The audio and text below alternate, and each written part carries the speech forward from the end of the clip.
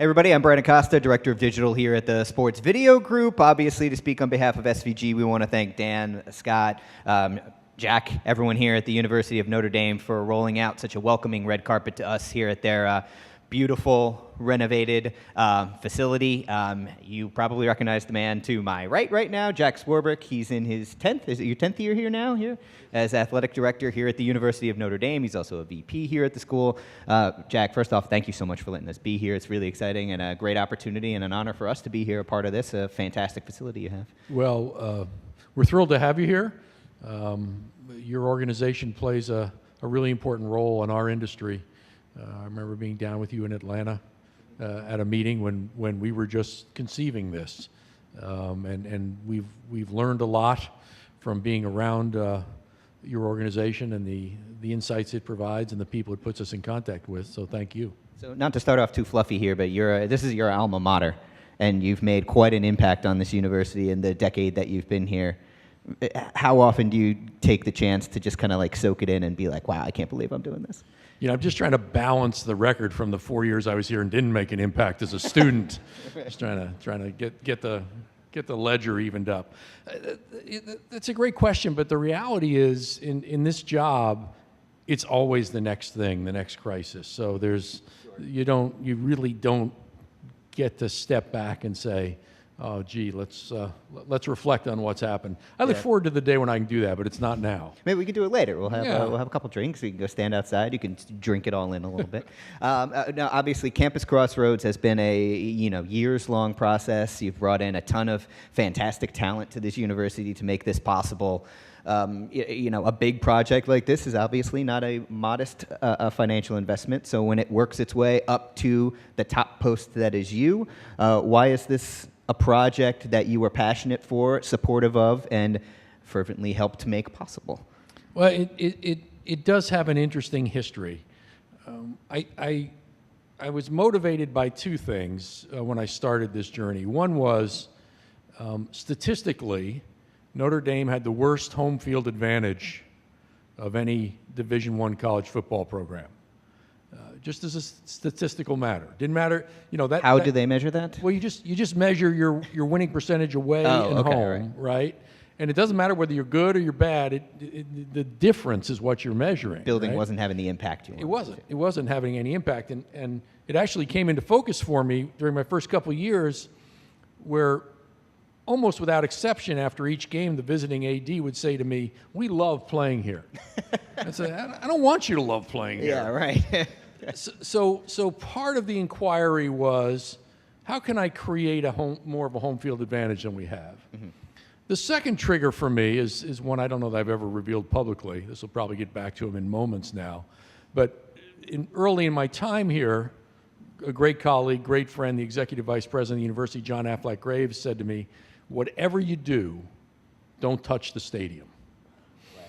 I had a Pavlovian response to that. It was like, okay, I got to figure out how to touch the stadium. And so those were the two things that motivated me to look at the stadium and what we could do. And I went to my boss, who is, of all the great things in this job, the privilege of working for him is right at the top of that list. And I said, I'd like to think about the stadium and its future, but I'd like to be able to do it outside the normal university process, because that can take time and be a little cumbersome. Do I have your permission to go do it? And I actually retained an architect and gave 2 staff people responsibility and went and did it. And so we started an exploration of that. And we looked at iconic venues. So we looked at the Rose Bowl, we looked at Lambeau, we looked at Yankee Stadium, looked at Wrigley. But in the course of that, I was studying the history of this place. And I got an aerial photo of the day it opened in 1930 when Rockne built it. And when I saw the aerial photo, it struck me immediately that Rockne built the facility off campus. And campus had grown up around it. Okay. And what we had was a real estate problem, not a football problem. That what had now become a center point of the campus, literally if you take Eddy Street Commons, which is to our south here, and consider that part of our campus, as many of our students do, the geographic center of Notre Dame is now the northwest corner of the end zone. And the real estate issue was you can't use the center of your campus 7 times a year. And so now the inquiry changed. It wasn't how do I create a home field advantage. It was what is a model for the future of this stadium that gives it everyday, year-round vitality.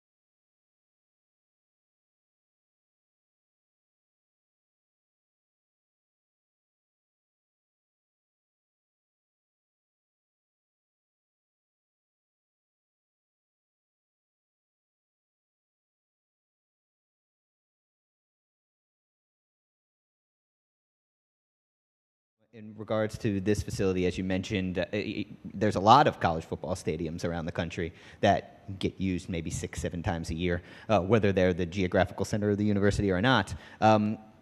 And this project in particular, you had to manage the relationships between many different departments within the athletic department, then also on the academic side, since this also serves many things going on elsewhere along campus. How difficult was that to do? Because anyone who's worked in a university before knows how things can be siloed. It could be a lot of red tape along the way. You mentioned that you kind of brought in outside help to help with the university. How were you able to manage all those different personalities who wanted their piece of it? Yeah, I don't want to minimize it because universities are unique cultures and navigating them always has challenges. But I do think it's easier here than almost anywhere in the country. Really? Okay. It's a very executive-driven management model, a very empowered university president, a board of trustees that engages at a policy level, not an operating level. And we've had 3 presidents in over 50 years here, probably over 60 years. So you have continuity, you have an executive leadership culture, and so all of that makes it easier. Yes, there were challenges, but it's significantly easier here than most places. So what are your favorite parts now that it's kind of going up and you can start to show it to people, whether they're donors, alumni, people in the administration outside of athletics? What are a couple of things that you get to point out that get you excited? Well, first is that we recaptured the history of the place. We had lost it. So there was an expansion 20 years ago where the second level was put on, and they just poured concrete, and they lost the history of it. Mm-hmm. We went in and recaptured the concourse. We bricked that concrete so it felt historical. We put in period lighting. We celebrated the past. So the sense of the 1930 stadium was recaptured, and that, I think, was a big thing. Second for me is, and it's not just because of the group I'm speaking to today, our digital media center, our media center on the East Building, which you'll see tomorrow. Dan, who just spoke, and I knew at the time that we had underbuilt it, but it was all the space we could grab in the project. Sure. And the thing I love about it is, and it reflects the core value of what we were trying to do here, it's a media center in a football stadium, but it is not an athletics media center. Mm-hmm. It is for faith programming, it is for academic programming, it is for student education, and yes, we'll do some athletic programming out of it, but it represents in so many ways, the rest of it has specific functionality. So this building is all student affairs based, and the 3rd, 4th, and 5th floors, 2nd, 3rd, 4th, and 5th floors in the East Building are anthropology and psychology. The South Building is music. That media center is everybody. Mm-hmm. Everybody touches it, everybody uses it, and it's a great resource for the university. Now, there's plenty of colleges here in the room. Every college will say they've got their stories to tell, and content is important to that. I wanted to ask you specifically about the faith-based mission of the university. How much more important does that even make content to you? I mean, you have a global story to tell. There are people who follow Notre Dame and who are just Catholics all over the world. does that make content an even more critical part of what this is all about? Yes, without question. We feel an obligation, sort of a unique obligation to be a leader in producing that content and talking about it. We have some very exciting things coming in the near term with faith programming. So on a one sense, it's the affirmative production of programming related to that. But on a second tier, it's just making sure that that element, which is the most central part of our identity as a university, informs everything we do. And so it works both ways, but it's very important to us. We will take questions from the audience at some point. I'll come out to you guys in like a question or two, so if anyone's got any, don't hesitate. We will have a mic going around for you as well. Wanted to ask you, continuing on the topic of content here, now that, speaking specifically about the Digital Media Center and that team, which has been producing great content, as you've mentioned, for a while now, what does this unlock for you to be able to do in telling the stories of your student athletes, specifically from an athletic department standpoint now? What opportunities does this present you and that team?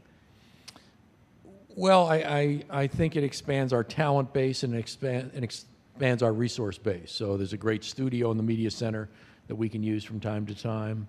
But you'll have a cross-pollination of people working in these areas that I think will cause better ideas and better approaches to emerge. So I'm excited about that. But it won't change a lot about our approach. We'll continually revisit the question of, on athletics side, what our mission is and how are we going to use video content to extend that mission.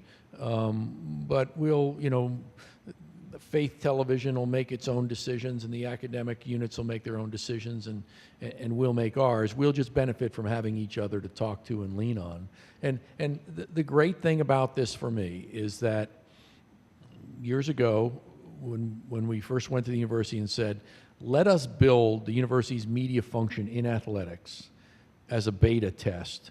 And once we build it, we can then import it to the rest of the university. And that's exactly what's happened here. We do have some examples of some videos. We do. I'll share a little content with you. I have the benefit of knowing virtually nothing about your business. It's one of the things that makes decision making really easy, right? You don't want to talk about IP and standards or anything. We can get into it if you want. The facts never get in the way. You just make sure you hire incredibly talented people like Scott Reinhardt, who's already been identified here, whose leadership on this project was amazing, or Mike Bonner, who's doing our live programming, including the video board. But you do have a role as an executive to be clear about mission and strategy, and that's what we've tried to do. I had the advantage of running a media company now almost 20 years ago, because everyone has to do that once in their life, right? And I learned a lot from that, and one of the things I most learned was the importance of understanding what purpose you're serving with your content. Not to have an exclusively Me Too content strategy, or not to let technology drive content.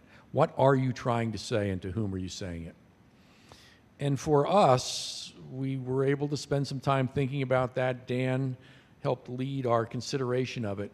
But we really focused on, we're not going to tell you what happened at the game. We're not going to do a bunch of post-game interviews. We're not going to give you a lot of sport content in terms of insights. We're going to tell you about the values of the program. That's going to be our mission, because the mission of athletics here is to promote the university. And if the mission of athletics is to promote the university, we ought to take a values-based approach to our content. And so we've done that, and I know Dan, I think, described me a few minutes ago as a producer's nightmare. But for whoever is doing this, if we could call up, get the Jessica Harris piece ready to bring up. So this is a piece, it shows two things, I think. One is, it gives you insight into who our student athletes are. and tells a pretty compelling story. But I think it does it in a way where we're able to demonstrate that we can produce that story in a way that's as compelling as anyone could produce it, because we have the talent and resources to do it. So if we're ready, let's show that piece.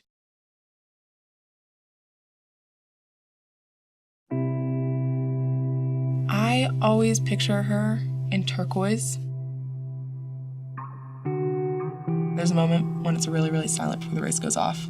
And there's like a little bit of dread, but there's a little bit of excitement, but really everything's just very, very still. I think about her then. I fell in love with running after my first high school cross-country race. It's something that I can do with my friends. And I guess now here at Notre Dame, I love to do it because of my teammates. My mom and dad brought me to campus for freshman orientation. We were all on campus together for those 3 days, just us three, which was so nice. And then they dropped me off in front of the dome. And then I said goodbye to them, and then they left. I don't remember if it was a Monday or Tuesday. My rectress came into my room and told me that my mom had been taken to the hospital. And I remember like kneeling in the chapel and like knowing that something wasn't gonna be fine. My rectress is right across the hall in the chapel, and she came in and she told me that my mom had passed away. Gave me the phone, and it was my brother. I kid you not, this is what he said on the phone. He said, "You're at Notre Dame for a reason. Like, Notre Dame is your family now. Notre Dame is your family now. Pack your bags and come home. We all want to see you." We had the funeral 2 days after I got home. Then in the back of my mind, like thinking that I had classes missing practice, had a whole and when I really just wanted to be with my family. There was so much going on. I couldn't do anything about it. Just as much of a mess. So many people there. Castles being delivered to the house everywhere. And so many events to go to. Things that you don't even think about worrying about. You have to go shopping. You have to go on a shopping mall and pick out a black dress for a funeral. A family that wasn't grieving at school drew me back, so I came home. Oh gosh, home being Notre Dame. And running was easy. It was just something I didn't have to think about. But at the same time, it's something that could be all that I thought about. A healthy pace at the start here in the women's mile. I was a little bit nervous for that race, just because I didn't know how it was going to go. Harris trying to make a move on the outside. And it is Notre Dame as Harris takes first place in the mile. There were thousands of people, but like no one was there. It was just really still for a second. I wanted to celebrate my victory, but I really just wanted to celebrate it with one person. And that one person wasn't there. She gave me like the ability to believe in myself. She loved me well enough so I could be where I am today. I'm running for her, not in memory of her. I don't like that phrase. I'm running for what she gave me. What a big girl you're walking. Oh my gosh. I came to Notre Dame with a mother who wanted me at the University of Our Lady for a reason. I wasn't going to come here, and then my mom told me to come here. I'm literally at the University of Our Lady, of the Mother of God, like the mother of all creation. I have a mother here. That's just crazy to me. And whenever there's a beautiful dome view, I just like to sit and look at it. But I'll look at her and like know that I'm here for a reason.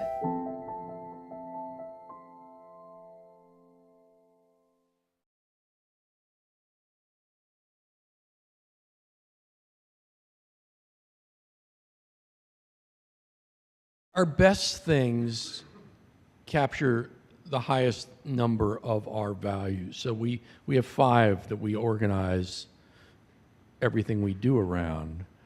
One is faith, and that captures faith. One is community, and that certainly captures community. One is competitive excellence, and that captures competitive excellence.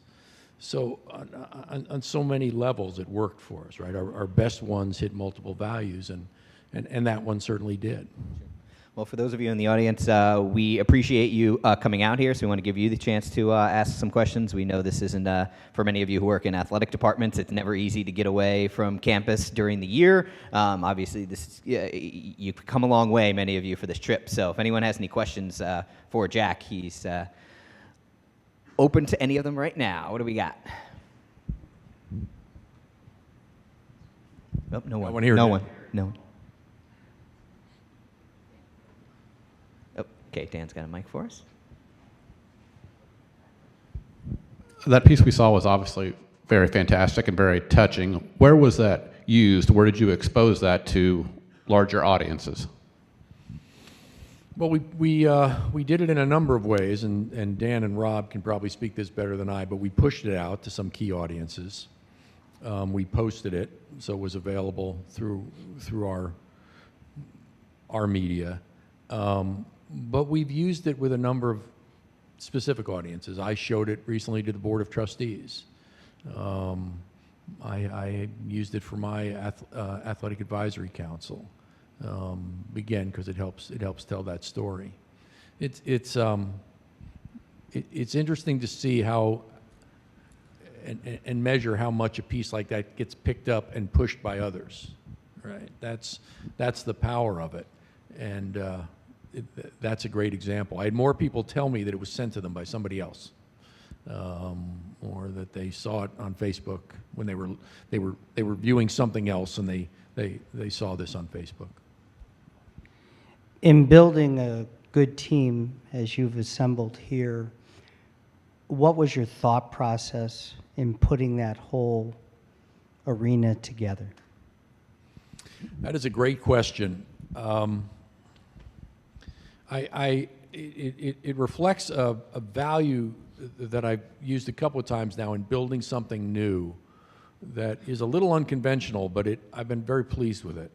And that is that avoid hiring somebody into a position of something you're trying to build from scratch who brings a sort of a sharp or narrow perspective about that function with them. So we hired somebody to lead this, and Dan Skenzel, who had zero experience. He was a great manager, loved this place, but didn't know a thing about this business. But that ensured for me that we'd look at everything, right? That we wouldn't, I'm more fluent in athletics than I am in technology, so I'll give you an example from our sports performance area. We did the same thing in sports performance because my view was if I hired a strength conditioning guy, I was going to get a strength conditioning solution. If I hired a doctor, I was going to get a medical solution. If I hired a nutritionist, I want a manager. And so we use that same approach here. And so that was first and foremost. Secondly, it really helps I think most of your institutions, if you're here representing a college, to find people who are passionate about the place, because our enterprises are run on passion. And so we had a number of people who had experience at Notre Dame, who cared deeply about it. We had others, frankly, who didn't, but just loved their perception of the place. And so, and then third is finding the most with those two things as guideposts, attract the best talent you can. And boy, Dan was the one building the team. We found some remarkable talent who was interested in coming here. You did pretty well. I think we had one in front here. And I appreciate the opportunity. Dan, would you confirm you had no knowledge of this before you did it? On a scale of 0 to 100, 0. All right. Executive buy-in, and especially with the finances behind it, can be very difficult to get. When did you kind of, what was the tipping point for you? And have you had other ADs or people in other sports reach out to you to say, hey, how did you do this? Why did you do this? Things along that nature, things along that line. Well, in terms of building the media enterprise, if you will, the key for me from managing the financial expectations and the case for it was to not allow it to be viewed as a standalone enterprise, because it doesn't work financially from that perspective. It just doesn't, and it won't for a long time. I think someday it might, but it won't for a long time. You had to point to the impact it had beyond the little bit of advertising revenue you were able to make or the content deals you could create. It had to be, okay, this is how we've leveraged this content to help fundraising at the university. This is how we've leveraged content to help admissions. This is how we've expanded brand awareness through the content. So you had to make sure the calculus was, I think, the right calculus, but in any regard, not a narrow one about, okay, how much revenue to produce to to pay for these people and equipment. And you had to be willing to invest in it. I mean, we got a little seed money up front from the university, but after that, we had to make some hard choices to not do other things because this was our priority. Jack, there are a number of ACC schools here.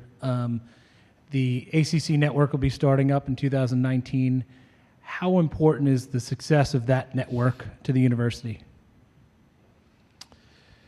I think it's hard to overstate its importance. So on the easiest level, it's critical financially.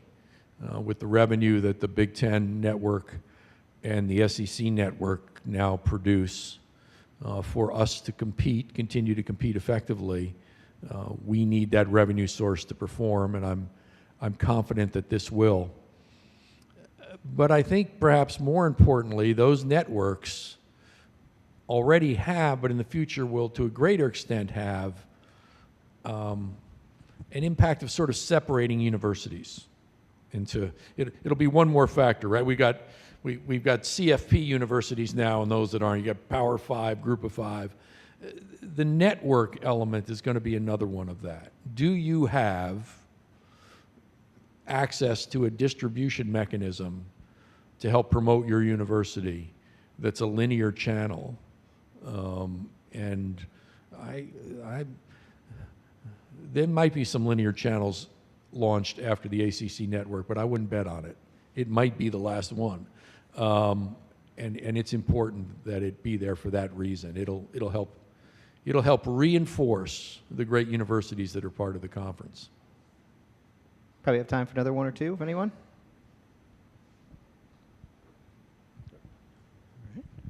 Jack, if you, what you've done, and you said at the beginning, you overlap the whole university. What's the most important element? A lot of universities struggle with an athletic department on one side, and academic on the other, and is it that chief executive, so to speak? What's the most important element in a university trying to put together a 360 type of enterprise like you've done? Yeah, well, I think the chief executive is critical. He or she has to believe in it. But the other thing I would stress is you can't do it selectively. You can't do it just when you need it. Right? You have to live that. You have to believe that integration and collective decision making in the long run is the right answer for the university. There is a natural force that sort of pulls athletics inward. It's got a lot going on. It's got NCAA compliance, it's got one-loss records, it's got coaching contracts, and that all of that can make you insular. And for good reason. I mean, I'm not criticizing that. It is a natural force. In the long run, you got to resist that. You've got to keep yourself in the broader context of the university, and I think more importantly in the future than ever, because that's the only way you can get things like this done.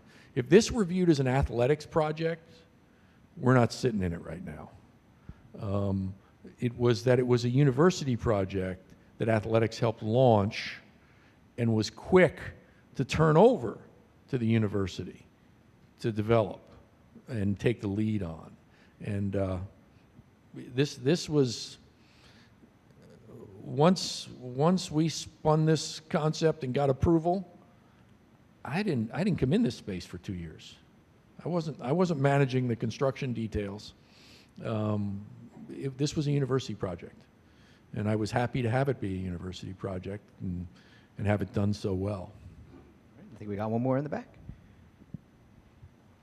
Oh, we didn't. I thought you gave one to me, Dan. All right, Jack. Thank you very much. Maybe close with a couple of other video pieces that just sort of, because heck, it's a video conference, right? But it sort of goes to the same notion, and it's, if I can leave you with one thing, it's can you articulate your content strategy? You know, is it clear enough? Is it delineated enough? It's not what's available to you. It's not what your competitor is doing. It's what is it for you?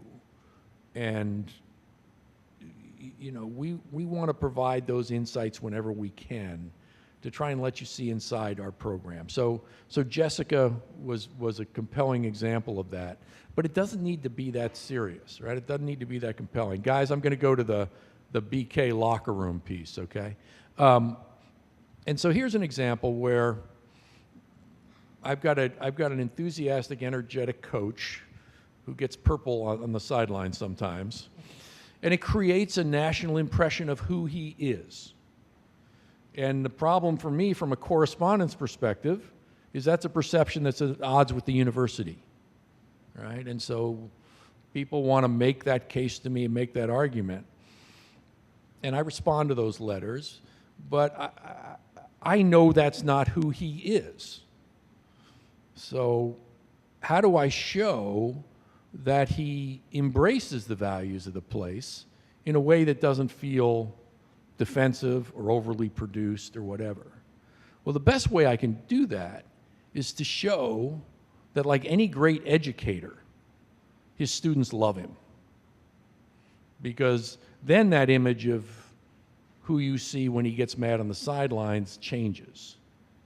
And so this is one small little piece, and I could show it for other sports and other dynamics, where the value I'm trying to show is that a great teacher is loved by his students.